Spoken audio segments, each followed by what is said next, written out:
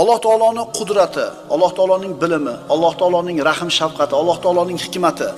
Mana shu narsalardan xabardor bo'lsa inson subhanalloh deyishidan boshqa chorasi yo'q. Bugun ko'rdim, Afrikadagi bir baliqni ko'rsatyapti. Subhanalloh dema ilojiz yo'q. Baliq qayerda yashaydi? Suvsiz qancha yashaydi? Bir kun yashashi mumkinmi? Yerda ko'mib qo'ysangiz. Bir hafta yashashi-chi? 4 yil yashar ekan bir baliq.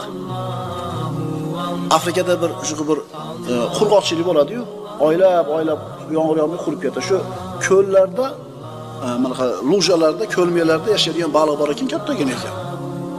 Suv bor paytida ko'payib yashar ekanda, suv ozayishni boshlaganda yerni tagiga o'yib kirib ketar ekan. 15-20 sm kirib, shu yerda uxlar ekan. Yana yomg'ir yog'ib, qurg'oqchilik o'tib bo'lgandan keyin yer